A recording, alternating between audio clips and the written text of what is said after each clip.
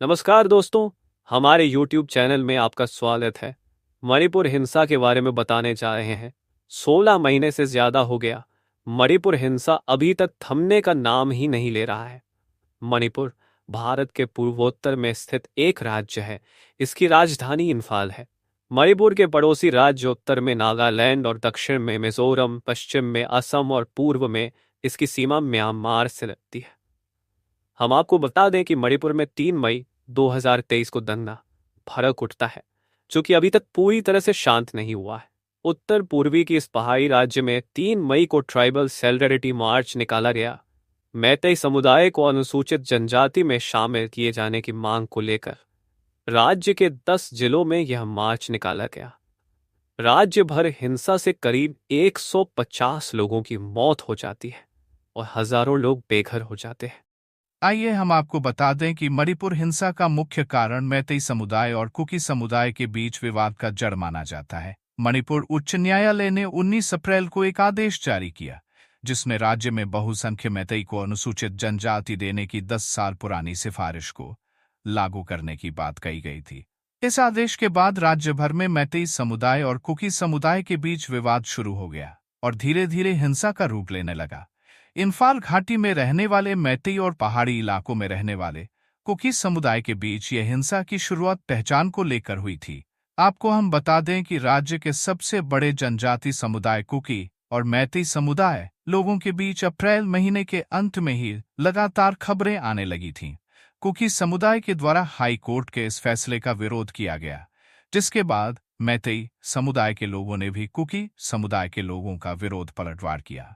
मणिपुर में मैतेई समुदाय की आबादी 53% से ज्यादा है और गैर जनजाति समझाएं, जिनमें से ज्यादातर हिंदू वही कुकी और लोग की आबादी 40% के आसपास है।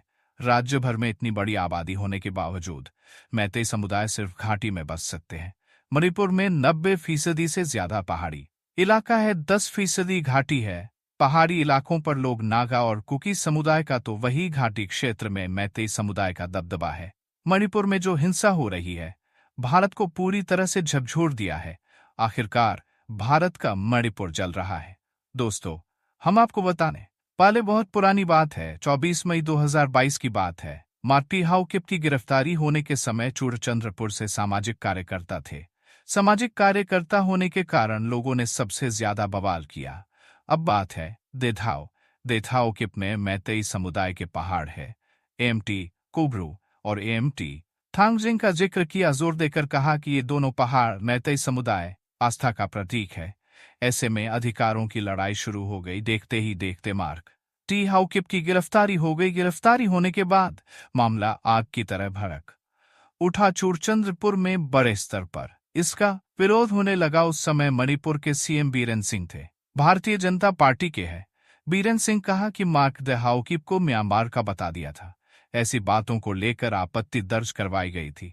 इस बवाल के बाद 28 मई 2023 सामाजिक कार्यकर्ता को जमानत दे दी गई थी। इस गिरफ्तारी के बाद कुकी और मैतेई समुदाय के बीच दीवार बन गई। दोस्तों, आपको बता दें कि मणिपुर हिंसा का जड़ माना जाता है। साल 2023 में मैतेई समुदाय के कुछ लोग थांगजिंग पहाड़ जा रहे थे।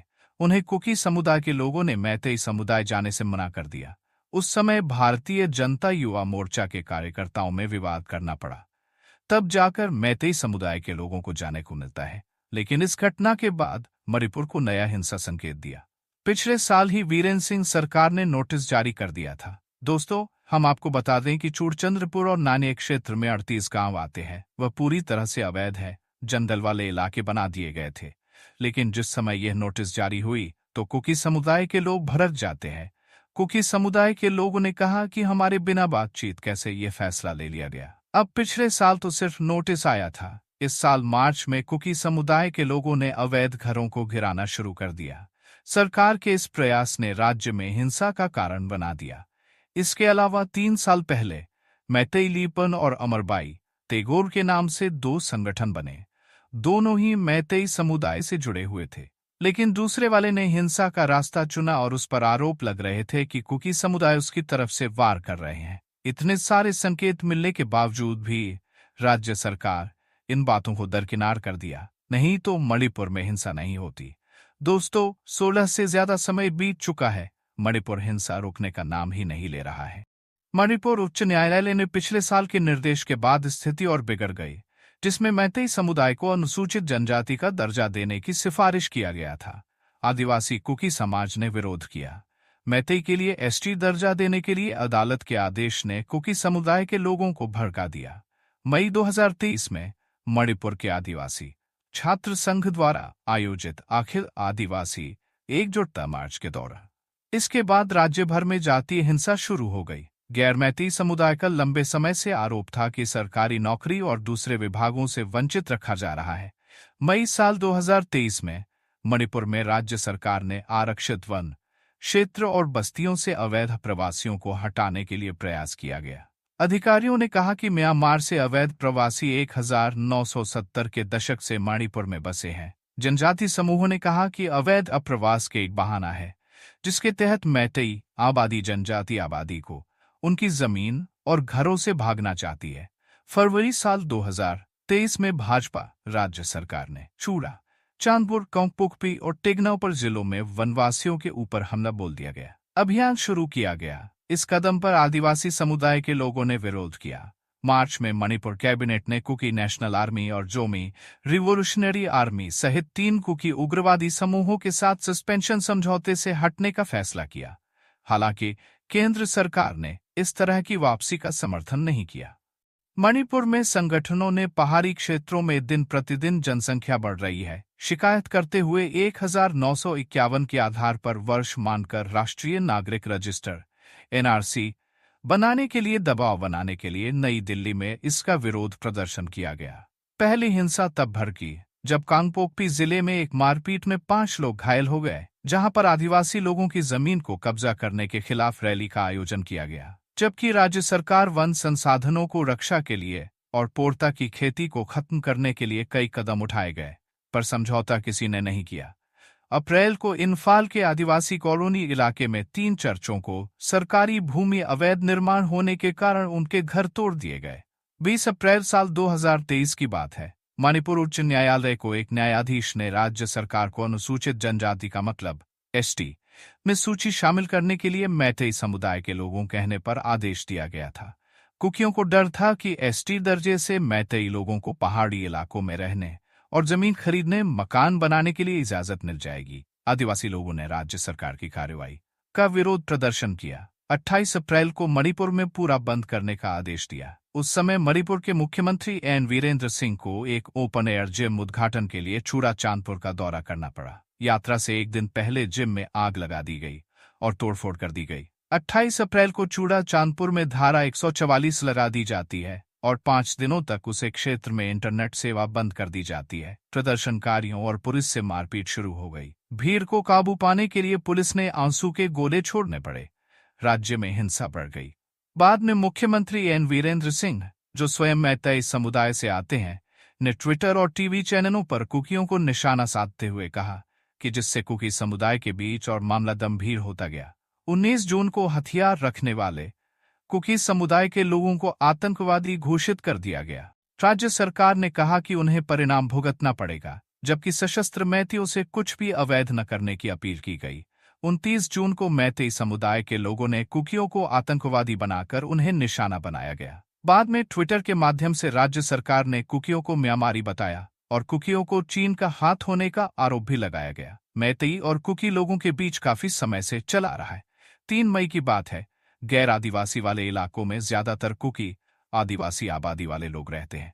कुकी वाली आबादी वाले आवासों और घरों पर हमला किया गया। 500 से ज्यादा लोगों को अपना घर छोड़कर पड़ोसी जंगल में जाकर शरण लेनी पड़ी और बाद में कांगपोकपी शहर में 20 से ज्यादा घर जला दिए गए थे। हिंसा चूड़ा चांदपुर, कच्चिंग, काचीपुर, सोईवाम, निकाय, टेगनोपुर, लेगोल इलाके में थी। ज्यादातर हिस्सा इम्फाल घाटी में था, जिसके बाद कई घर, पूजा स्थल और संपत्तियां जला दी गईं। 4 मई को हिंसा को काबू पाने के लिए दंगाइयों पर पुलिस बल के कई राउंड आंसू के गोले दागना पड़ा।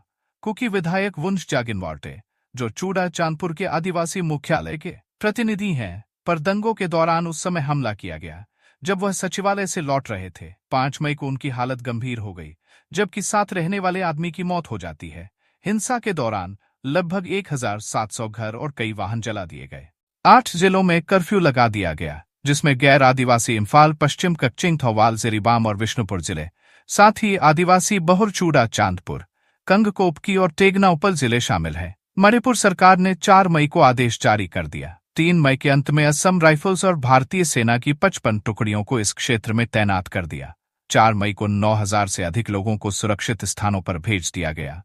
5 मई को 20,000 और 6 मई तक 23,000 और 6 मई तक 23,000 लोगों को सैन्य निगरानी सुरक्षित स्थानों पर भेज दिया गया। मणिपुर सरकार के अनुसार 9 मई तक मरने वालों की संख्या 60 से अधिक हो गई थी। 14 जून को जब दोबारा दंगा शुरू हुआ, मैते समुदाय के 9 सहित कम से कम 11 लोगों को गोली मार दी गई थी। हम आपको बता दें कि 19 जुलाई 2023 को ट्विटर पर एक वीडियो वायरल हुआ था, जिसमें कुकी समुदाय की 2 महिलाओं को 1000 से ज्यादा लोगों की भीड़ द्वारा कुकी समुदाय की महिलाओं को जबरन नग्न अवस्था में किया जाता है। यह घटना 4 मई 2023 की है, जो एक मैते महिला के बलात्कार और हत्या की फर्जी खबर सामने आती है। पुलिस की शिकायत के अनुसार कुकी समुदाय के 2 पुरुष और 3 महिलाएं हिंसा से प्रभावित होकर अपने जिले से भागने की कोशिश कर रही थीं, तो तभी मैतेई समुदाय के लोगों ने उन्हें रोक लिया। दोनों आदमियों को मार डालते हैं और महिलाओं को अपने कपड़े उतारने के लिए मजबूर किया गया, जिसके बाद एक महिला के साथ मैतेई समुदाय के लोगों ने बलात्कार किया और पुलिस देखती रही, कुछ नहीं बोली। सरकार और कानून व्यवस्था में व्यवधान की चिंताओं का हवाला देते हुए कहा गया कि ट्विटर से वीडियो हटाने का आदेश दिया गया। वीडियो वायरल होने के बाद कुछ घंटों के भीतर सुप्रीम कोर्ट ने सरकार को कार्रवाई करने की चेतावनी देते हुए जवाब दिया, अन्यथा अदालत हस्तक्षेप करेगी। फिर नरेंद्र मोदी ने हिंसा शुरू होने के लगभग 80 दिनों तक चुपचाप रहे, क्योंकि मणिपुर में भारतीय जनता पार्टी की सरकार है,